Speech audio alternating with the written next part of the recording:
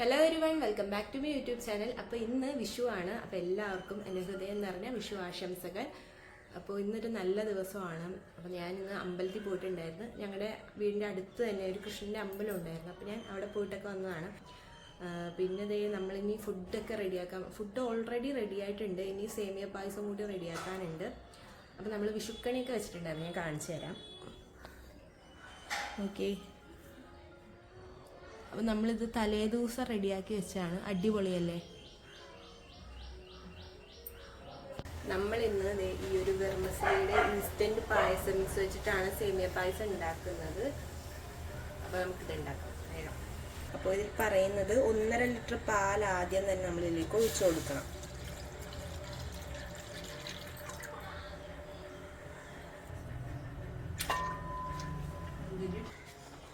ഇത് തിളക്കുന്നത് വരെ ഇങ്ങനെ പതുക്കെ ഇളക്കിക്കൊണ്ടേ ഇരിക്കണം, അല്ലെങ്കിൽ ചിലപ്പോൾ അടുക്കി പിടിക്കും. അതൊക്കെ നോക്കി ചെയ്യാം. ഇപ്പോൾ പായസം തിളച്ചിട്ടുണ്ട്. ഇനി നമുക്കിതിലേക്ക് ഈ ഒരു ഇൻസ്റ്റൻറ്റ് സേമിയ പായസത്തിൻ്റെ ഈ സംഭവം ഇട്ട് കൊടുക്കാം.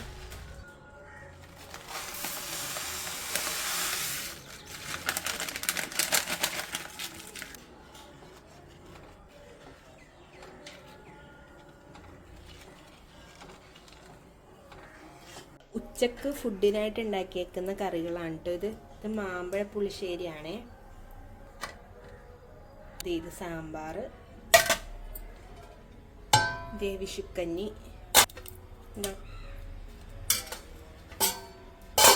ഇത് പാവക്ക വറുത്തരച്ച കറി,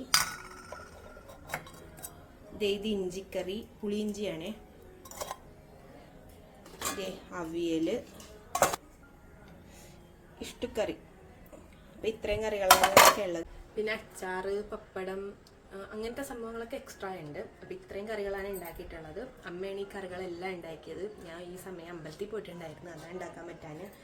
പിന്നെ ഈ പായസം ഞാനാണ് ഉണ്ടാക്കുന്നത്. അപ്പോൾ അത്രേ ഉള്ളൂ. അപ്പോൾ വിഷു സദ്യ കഴിക്കുമ്പോൾ ഞാൻ കാണിച്ചു തരാം. അപ്പോൾ ഇതേ നമ്മുടെ പായസം റെഡി ആയിട്ടുണ്ട്. ഇതിലേക്ക് കുറച്ച് നെയ്യും കൂടി ഒഴിച്ച് കൊടുക്കുന്നുണ്ട്.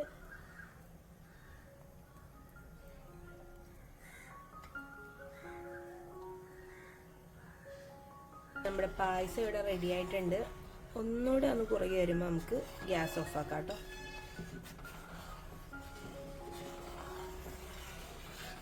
ഫൈനലി നമ്മുടെ പായസം ഇവിടെ റെഡി ആയിട്ടുണ്ട്. അപ്പോൾ ആ ഒരു ഇൻസ്ട്രക്ഷൻസിൽ പറഞ്ഞേക്കുന്ന പോലെ തന്നെ ചെയ്തിട്ടുള്ളത്.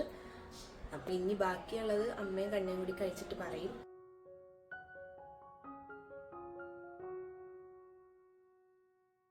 അങ്ങനത്തെ അച്ഛൻ വിഷുക്കൈനീട്ടമായിട്ട് വന്നിട്ടുണ്ട്. ഞാൻ ഇത്രയും നേരം അച്ഛനെയും വെയിറ്റ് ചെയ്ത് ഇവിടെ നിൽക്കുമായിരുന്നു.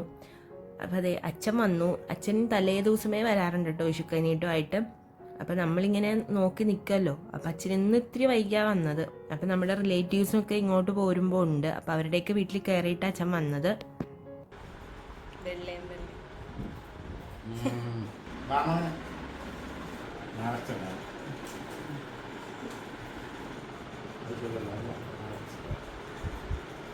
അങ്ങനെ അച്ഛൻ ഞങ്ങൾക്ക് 3 ആൾക്കും വിഷുക്കൈനീട്ടം തന്നു. പിന്നെ ചേച്ചിയുടെ 2 കുട്ടികളുണ്ട്, അവർക്കായിട്ടും തന്നിട്ടുണ്ടായിരുന്നു. അതിനുശേഷം കുറച്ച് നേരമൊക്കെ ഇരുന്നിട്ട് അച്ഛൻ്റെ പോകാനായിട്ട് ഇറങ്ങി. ഇനി ഞങ്ങൾ ഉച്ച കഴിഞ്ഞിട്ട് എൻ്റെ വീട്ടിലേക്ക് പോകുന്നുണ്ട്, അച്ഛനും അമ്മക്കൊക്കെ വിഷുക്കൈനീട്ടം കൊടുക്കാനായിട്ട്. അങ്ങനെ ഒരു 2 മണിയൊക്കെ ആയപ്പോഴത്തേക്കും നമ്മൾ വിഷു സദ്യ കഴിക്കാനായിട്ട് പോവുകയാണ്. അപ്പം നമ്മൾ ഈ നോൺ വെജ് ഐറ്റംസ് ഒന്നും വെച്ചിട്ടുണ്ടായിരുന്നില്ല. കാരണം അമ്മയൊക്കെ മലക്ക് പോകുന്നുണ്ട്. അതുകൊണ്ട് നമ്മൾ നോൺ വെജ് എല്ലാം ഒഴിവാക്കി ഫുള്ള് വെജ് മാത്രമേ ഉണ്ടായിരുന്നുള്ളൂ.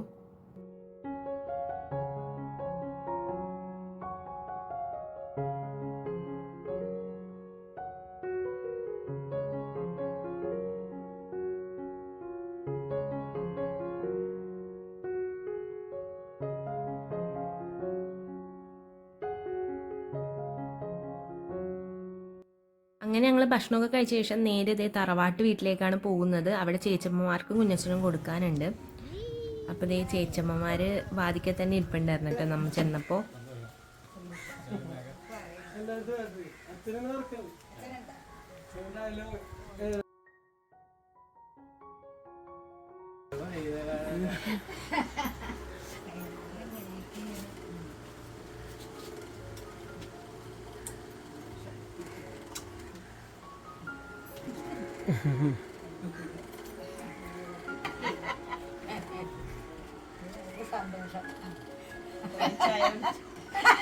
കുറേ ചായ കുടിക്കാൻ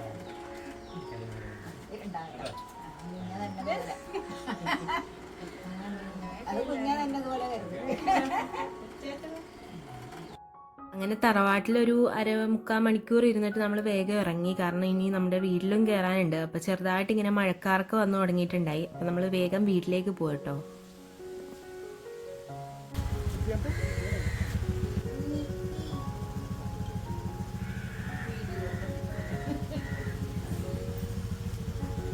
ചേച്ചിയുടെ ചാർലി എവിടെ? ചാർലി എവിടെ ചേച്ചിയുടെ? ചേച്ചിയുടെ ചാർലി എവിടെ? തക്കുടു എവിടെ? തക്കുടു തക്കുടു എവിടെ? തക്കുടു